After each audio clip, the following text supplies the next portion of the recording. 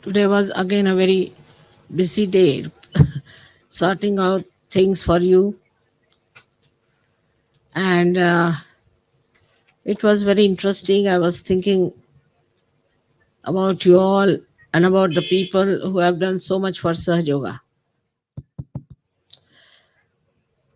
It is impossible, really, to say how many have worked for Sahaj Yoga with such interest and dedication. And this dedication is directed by divine force.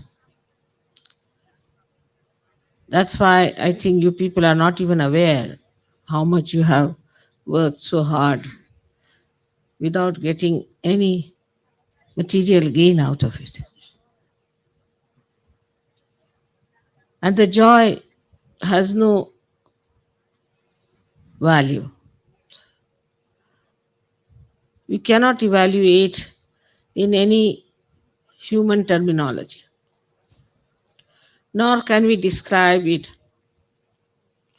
as to how we feel the joy of oneness together. This togetherness is very much felt in Ganpatipuri. I see the leaders from all over the world have become great friends. There's no jealousy, there's no quarreling, there's no fighting, there's no domination, there's no shouting, nothing. Such beautiful brothers and sisters. Such a beautiful family we have created out of this beautiful universe. Now we have to maintain the beauty individually and collectively. Some people think that individually, if you do something, that is all right. But if it is not related to the collective, it cannot be Sahaj. Anything that you do has to be related to the collective. Now, to be individualistic is a trend in the modern times.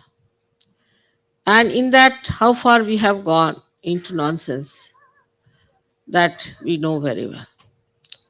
Individuality is a personality within yourself, which has to be of different hues, of different colors, of different beauties. Like if you see the flowers, now every flower is different and individual. In its beauty, in its softness, in its fragrance, in its form, in its color, every leaf is different. But they adorn the whole forest, the whole garden, in such a beautiful manner that the whole thing works towards the collective. So the individuality is where we do not become like other people, exactly like military people as they are. The outside people may become like military people, but inside you become individual in the sense everybody has a different way of pleasing others, of teasing others, of loving others, of saying beautiful things. Everybody has a style of saying nice things and of offering your words of thanks and words of appreciation. This individuality is to be developed by all of you. That what is the new thing I can say to please? As people have seen every day, think what fashion I should have, what sort of a fashion I should wear, how I should become more fashionable. Outside, if you can think, how can I be more fashionable inside myself? In India, fashionable has a different meaning. It doesn't mean the we know in England. I think many people don't know that in England, fashionable means popular. Here, fashionable means out of the out of the blue, something special, something extraordinary is fashionable here. So if we could put our attention to this, how we could be more beautiful inside when we are touching others' hearts, how we could be very pure in our expression, genuine in our expression, not artificially. Like we have seen also that when you are superficial, you'll say, "Thank you very much, thank you very much, thank you very much." And you don't mean it. It's just a lip service.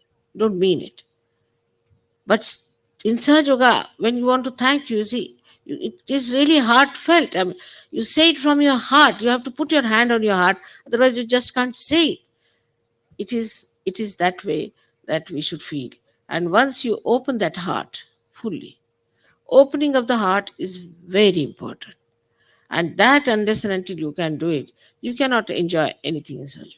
Because the heart where resides the spirit, and it is the spirit that emits the joy. So if you do not have an open heart, and if you are just living on very superficial level, you can never enjoy Sahaja. And this enjoyment of Sahaja Yoga is something to be really achieved and to be enjoyed, because that's why you are here for. There's nothing else to offer in Sahaja Yoga but the joy of life. And that is the essence of all the achievements of life. Everything we do for the joy, but everything, whatever we do for joy, after some times we find it becomes a sort of a reaction. So there is very important point that to make our individuality beautiful, we should not uh, immediately react to people. Should not give our own opinion. I don't like it. I don't want it. But we should absorb the beauty of another person. Now, supposing there's a flower you get, immediately you will see the beauty of the flower. You would like to take the fragrance of the flower. But suddenly you say, I don't like flowers. Then what can the flower do to you? So one should not react, and one should not have such settled idea about your likes and dislikes, because it's a joy killer habit. It's a joy killer habit. If you want to enjoy, take enjoyment from every person, like the bee which takes the uh, honey from every flower. You must develop that sweet personality within yourself, and then only you'll know what is sweet, what is good. And the enjoyment from one person to another, from one collective to another, from one city to another, from one country to another, will be just a beautiful, like a swing. It will be like a swing, going up and down, enjoying yourself. That's what is your real divine sensitivity. And the divine just wants to do that. It's working out so many ways of giving you photographs, giving you miracles, working it out and making you believe that you are in the kingdom of God. But if you have all these angularities, and if you have all these ideas about yourself, then please try to neutralize them. Now, some people also feel that mother is angry with us or some sort of thing. I can never be angry with you. For what should I be angry? But if you think like that, forget it. First of all, you must see that something wrong with me. That's why I think like that. I must put myself right. So, just to judge yourself through such ideas, and it's only your mental projection. It has nothing to do with your heart. So again, today, the first thing we have to know that in our heart lies the power to absorb, to enjoy the beauty of spirituality.